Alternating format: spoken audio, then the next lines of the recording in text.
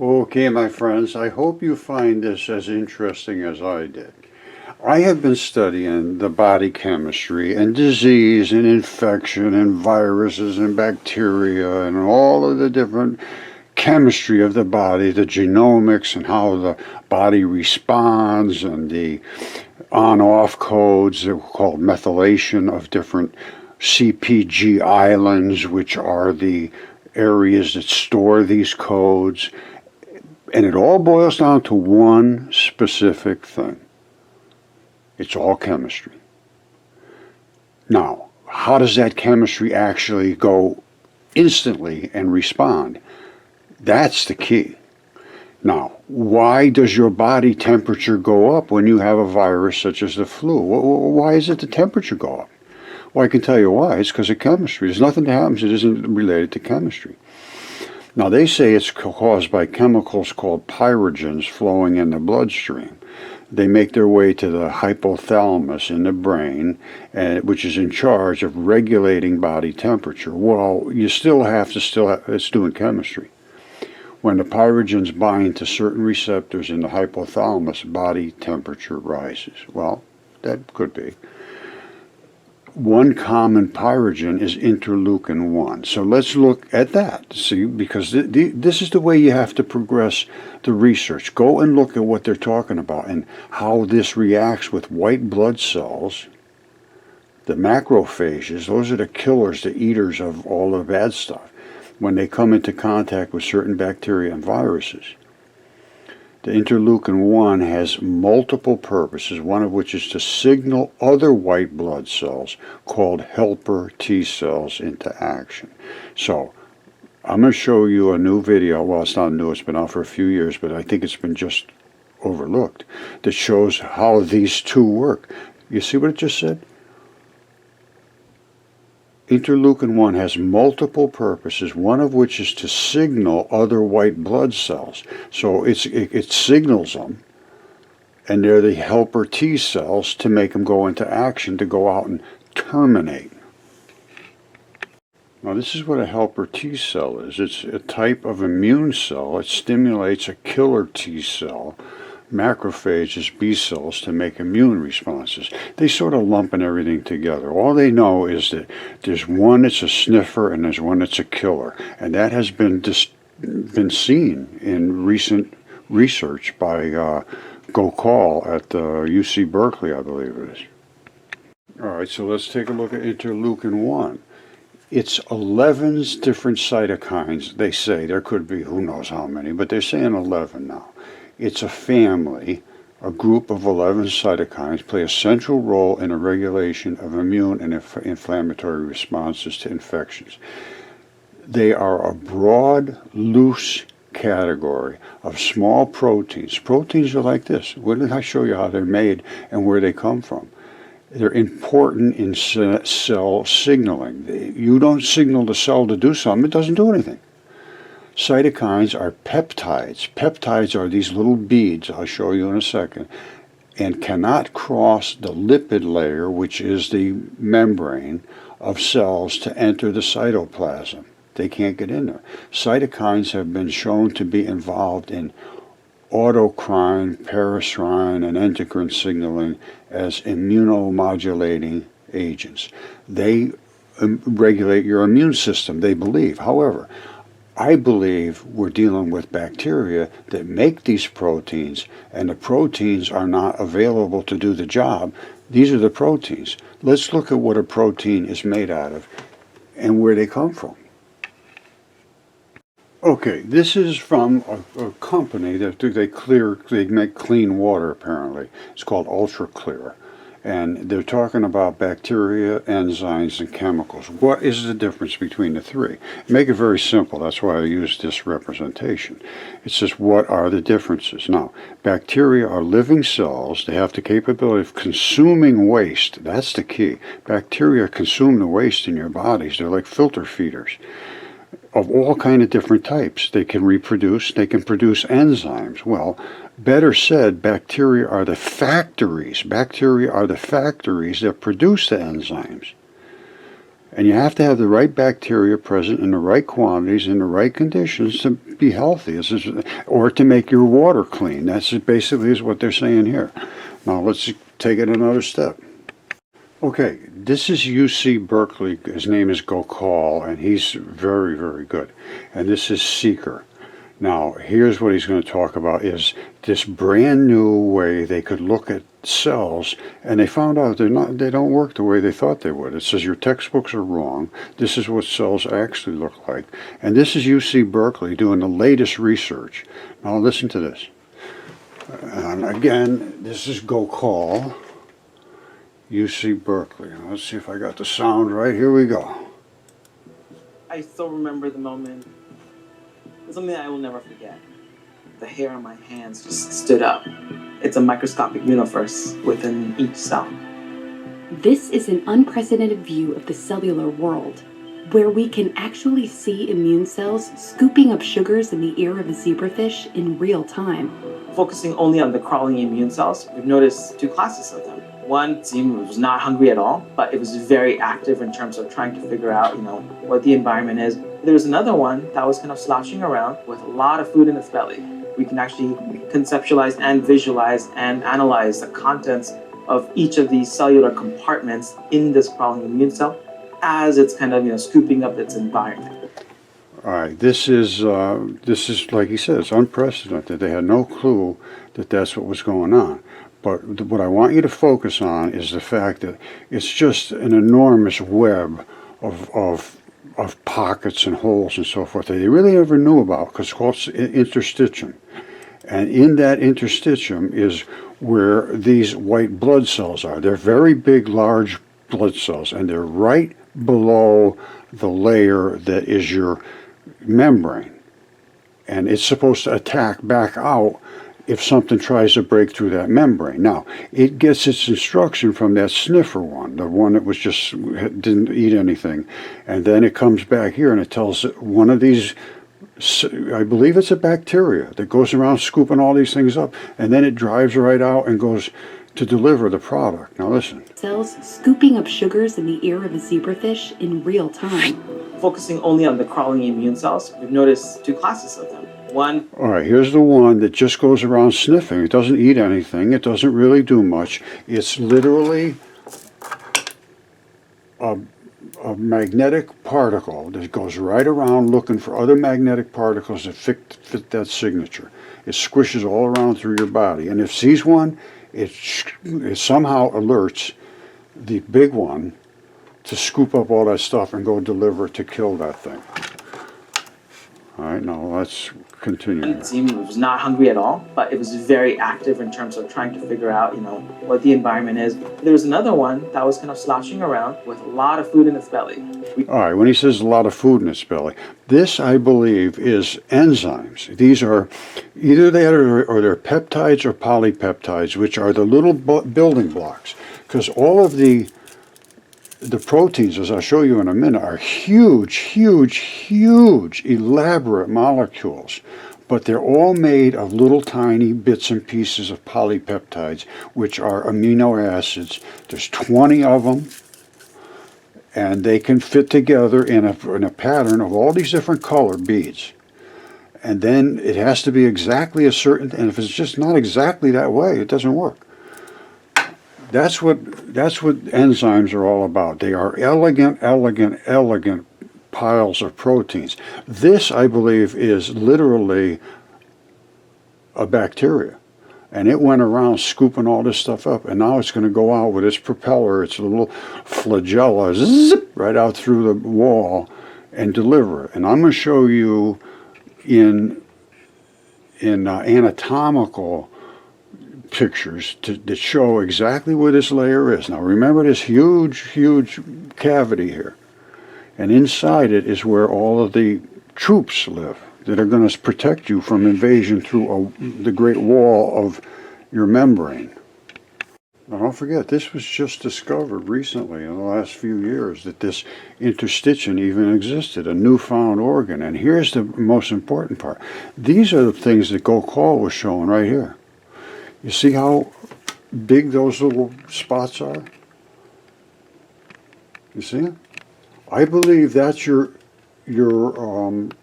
white blood cells right in that area primarily. They might be all over the body, yes, but right on those borderlines, which are the membranes that protect you from the things that don't matter really, which is out here.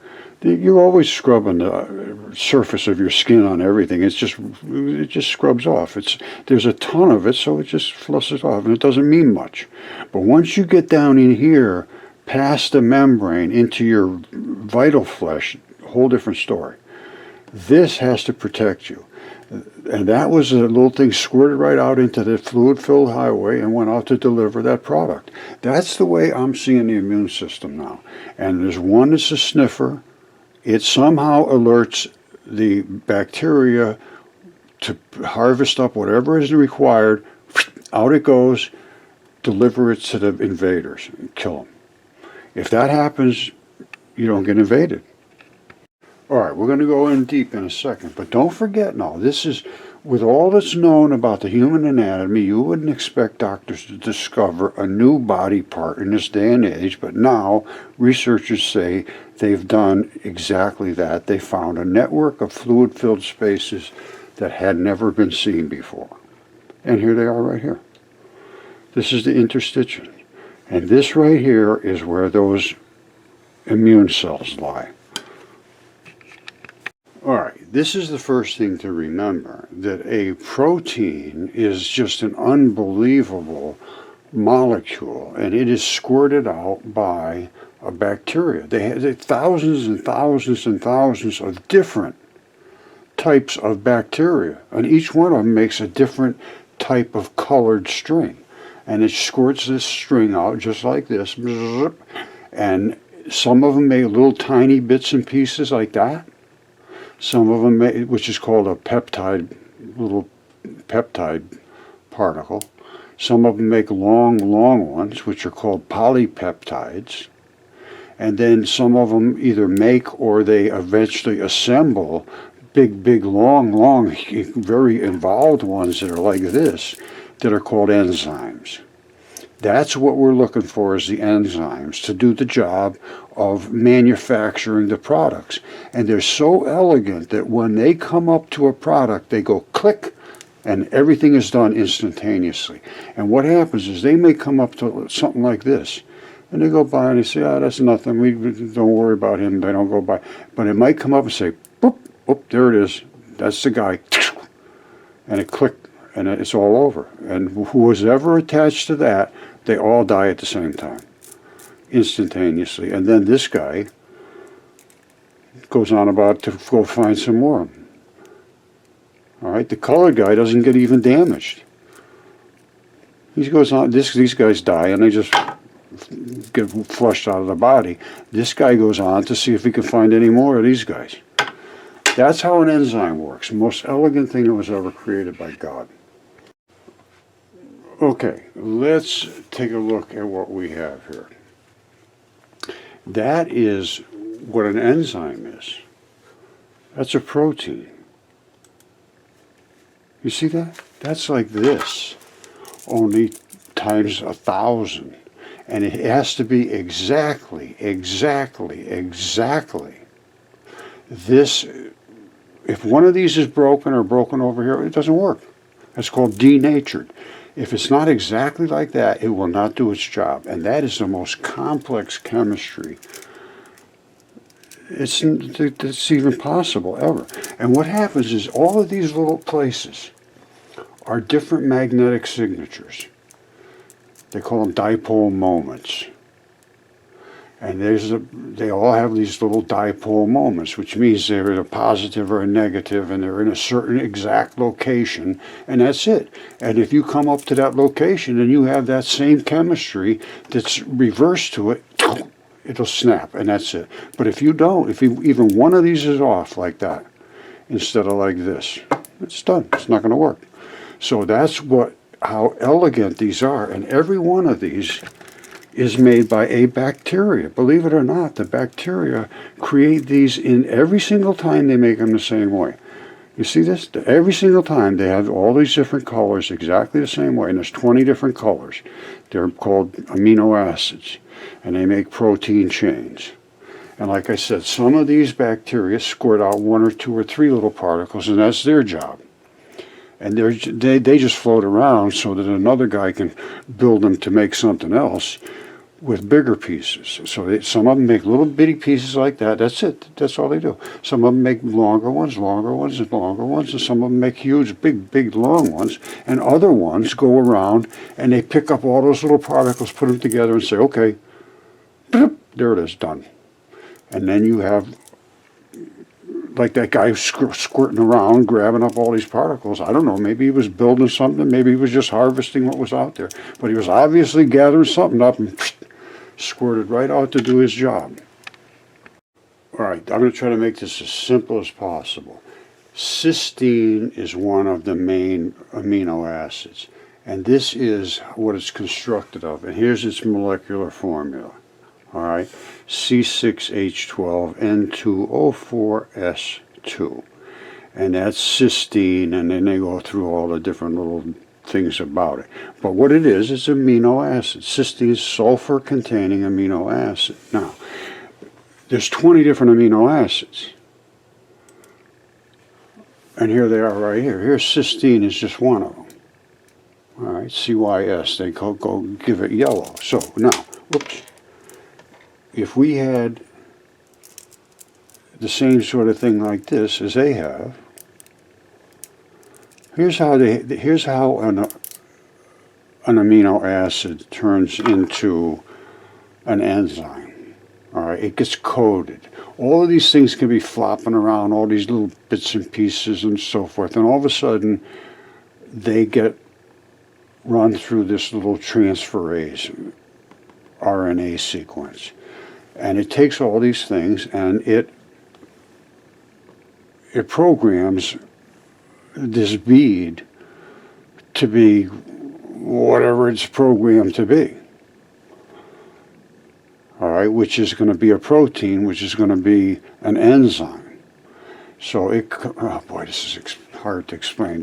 But I'm going to do the best I can. I know this has got to be confusing. But when it comes out of here, it's in such a sequence that all of the magnetism says, I'm going to click to you, you're going to click to me, then I'm going to fold over to you, then you're going to fold over to me, then we're all going to spin around in this circle, then we're going to twist over to here, then you're going to click to me, but it goes, it all happens instantaneously, and then you have it. There is your enzyme, which is obviously very, very rudimentary compared to what an enzyme really is. Now, and when that comes out, it comes out as just one big long bead. And when it gets to a certain point, they just do exactly like I said. They go click, click, click, click, click, and they go click, click, click, click, click, click, click, click, and you have all these different amino acid sequential chains. It's so elegant, it's beyond belief that a bacteria could have any capability of doing anything like this. This is just way beyond fabulous. And you can see how fast they can move around through that layer of interstitium, which again is a pretty new layer. They don't know much about it yet. And I've been researching it for a long time, actually. All right, you know how they showed those different colors for all these different amino acids? Well, that's not far from wrong, because all of these different colors relate to different transition metals, and these are the different transition metals. And you see all these oxidation states. These metals that are in the blood, and you're loaded with these metals, iron specifically is just saturated in your blood. Now they show it as green and yellow, and I got to be honest with you, I don't understand why, because it's in red and blue normally, but red and black in the mud fossils. But anyway, let's get past that. All of these different colors appear in the rocks and in opals and in blood. And when they congregate to one little spot, like the red blood or the black blood, which is the O2 or the O3 version. O3 means you have red blood, hematite. O2 version of the iron is the depleted oxygen. It's called, oh boy, we got your hematite and then you got your magnetite. Okay, the magnetite is the black blood. Brain gap. All right, now this all runs around through aqueous solutions. See, they call them ligands. They're called ligands. They're groups of atoms attached to these metal ions in aqueous solutions. That's your blood. There's groups of these atoms called ligands attached to these metal ions. So you have all kinds of different particles attached to these metal ions in watery solutions. All right, that's all there is to it. So this is what gives all the colors to all the different, well, here, let me just show you something. Hold on. Okay, my friends, the same process that created mud fossils is the process of life. Listen to this. Nucleophilic substitution. In chemistry, which everything is chemistry, a nucleophilic substitution is a class of chemical reactions in which an electron-rich chemical species, which is just a chemistry that has a lot of excess electrons, it's known as the nucleophile. It replaces a functional group, which is already there, within another electron deficient molecule. So it has electron rich. It wants to take over because this one doesn't, it's going to leave. So it's known as the electrophile. The molecule that contains the electrophile and the leaving functional group is called the substrate. So you have an invader and you have a leaver. Well, what is the invader? Is an invader always a bad guy? No, absolutely not. You are, every single molecule in your body, literally every single cell in your body, except for maybe your, teeth or something like that, is being literally invaded right this instant. And if it isn't, they say there's trillions and trillions and trillions of cell interactions virtually, I don't know in how long of a time, but within minutes in your body, because every single cell in your body has to be invaded with oxygen, it has to be invaded with glucose, it has to be invaded with other molecules that break down waste products. Every single molecule in your body is being invaded right at this instant. It's called nucleophilic substitution. Now, what happens when you die? The things that normally give off their stuff, they say, oh, take out the trash, bring me in the new stuff. Nobody's there to do it, you're dead. So what happens in different conditions, different things happen. I'm going to show you opals, which is the most obvious of all the conditions. It displays why the transition metals are so important. All right, what I want you to be understanding here is everything I'm going to flip through here in a second has a different chemistry. Every single bit of this, these are different areas, they have different chemistry, they pass by different organs. You see all these different colors? Then you have bone, you have cartilage, you have skin, you have muscle, you have tendons and ligaments, and all kinds of different actual chemistry. And then when you get into the gut, and you get into all of these organs, and all of the chemistry of the organs, it's just unbelievable how much separation you have to have between these different tissues in your body. You can't just let them all float around here and be all mixed together. So you have membranes. And when I say you have membranes, you just have no clue about how sophisticated the human body is and how Well, maybe you do have a clue. I'm just saying, most people don't, I can tell you that. I never did until I really started looking at it. And it's just stunning. All these organs have a completely different chemistry. Completely different. Some of them have acids, some of them have salts, some of them have gases, oxygen, carbon dioxide, blood running through. Some of them are heavy in iron and some of them are lighter in iron. All your digestive processes, all of that stuff. This is serious, serious business. And everything has to be right. Everything has to be right. It's pretty incredible, my friends. Very incredible. Okay, in a second we're going to go into the different parts of the body and how the chemistry of the body will display itself in colors if it was in the correct conditions, such as this heart was. This is opal, obviously. You can see these colors. Now, this is literally a heart cut in half and separated. This is from the Yoa region in Australia, which is just littered with opals. Now, what has happened here is this particular heart was invaded by transition metals with their colors, came in and took over with the nucleophilic substitution, and they couldn't leave. They came in and they couldn't leave. Normally they couldn't come in and take whatever out and bring something else in, glucose or whatever it is, or blood and oxygen and so forth. But once they came in, they couldn't get back out, so they turned the correct color that made them stable with that particular type of tissue. And every tissue is different. That's why these are all brown, these are all blue, and that type of thing. And the blood is red, and all these different colors are transition metals. And the transition metals are normally the ones that are floating through your body that carry things that attach. Then they grab and they take it somewhere else. Well, this time they came, they tried to grab and go, and there's nobody to take them anywhere, so they stuck. And they become the colors that we see in the opals.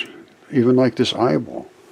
You see, that's the strap of the eyeball. And all of the different tissue types take on a different transition metal. Where's the transition metals?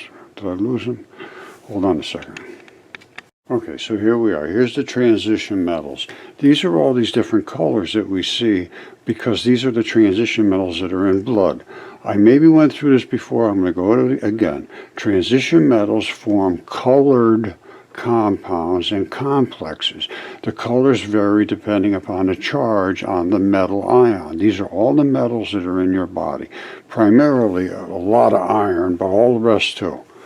And they go through your body, and they're called ligands, which they attach to metal ions in aqueous solutions, and ions form complexes with the color shown to the right. So they're always continuously going through your body, all these different colored molecules.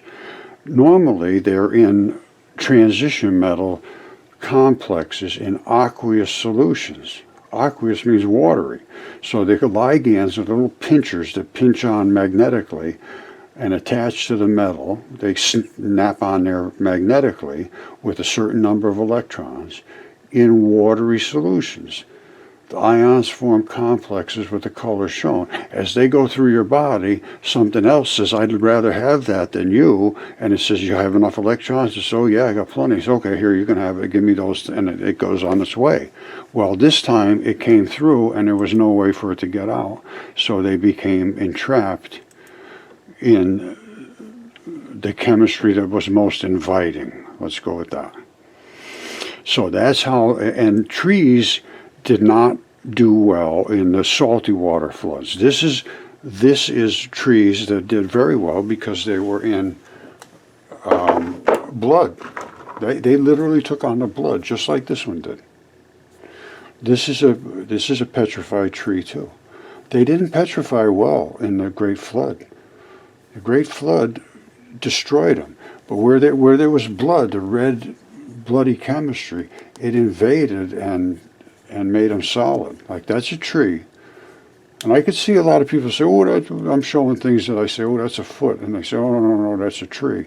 Well, I can understand it looks like a tree. But I also understand the chemistry that's involved in cellulose versus tissues, biology, fats, and that type of thing. Totally different. These did not do well in the salty hot water floods. They just turned into mush. And flesh did too. A lot of the flesh did as well. But the metals in the flesh invaded where they were dense enough. And then because they are transition metal products, they transition other things. They go in, they have all those extra charges. You saw them. They literally glue onto certain other biology. As you saw, the eyeball, well, let's look again. They literally glue there. All right, so we see all these different colors. They're glued to that specific substrate, that this heartstrings, ventricle walls, and so forth. That's where they really want to attach. So that's their magnetic signature. I'm probably getting too deep into this for most people, but this is, you have to understand, trees didn't do well. This was in metal. These are some type of transition metals in here, which are these colored metals. And you normally don't see these in trees. The trees that turn into agate were in where there was a lot of blood. You can see that all this blood is all over the place here. Or it might be bark, but these were in the bloody area. Trees did not do well in the salty waters. And even the heart,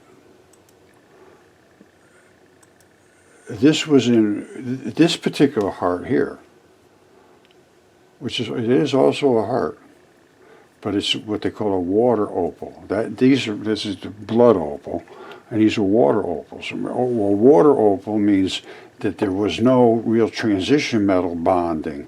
It just turned into silicates. I have other examples of this too, and I have other hearts.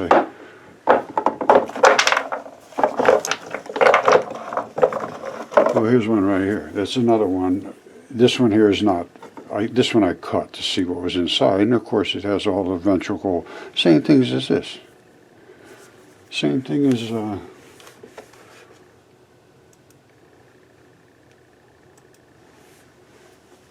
Basically the same thing as that.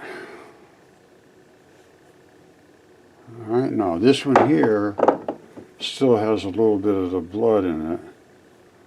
And I looked at it in a microscope. It's a heart, but it's not completely transitioned like this one, but pretty close. And I think that was one of the ventricles.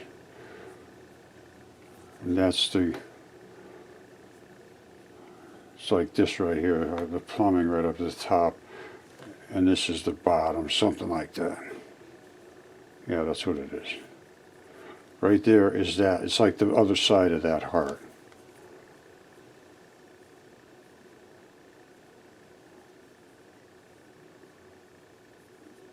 See the bottom? That's where all the red blood was running. Anyway, they go in a whole variety of ways. Some of them turn completely red, solid blood. And I think this was a heart, but I can't be sure. This could be a liver. I was on the fence with this one, but it could be a liver. Anyway, there's so much to this that it's going to take a long time and a lot of research. And you know, it's an exciting thing for me. It's exciting. I don't know. Maybe there's a lot of people don't find it exciting at all, but I do. Okay, I started out by raising your temperature. What causes that? Well, there's a systemic raise in temperature where you just have an elevated temperature. And then if you have an injury, at the site of the injury, you'll normally have a raised temperature. The reason is whenever there's chemistry that's reactive and breaking molecules apart, destroying molecules, whatever it is. It creates heat. So at the site of the wound, you would have some heat, and then if it gets systemic into you and it gets into your interstitial fluids, then it becomes a system temperature increase. Now these are cyclic peptides. What is a cyclic peptide? They're trying to figure out a way of making these little particles to go and do this. It's been applied in different fields, such as the pharmaceutical, due to their antibacterial or anti-tumor activity. Now, so they want to manufacture them. Well, guess what? Your body does that all by itself if everything's working right.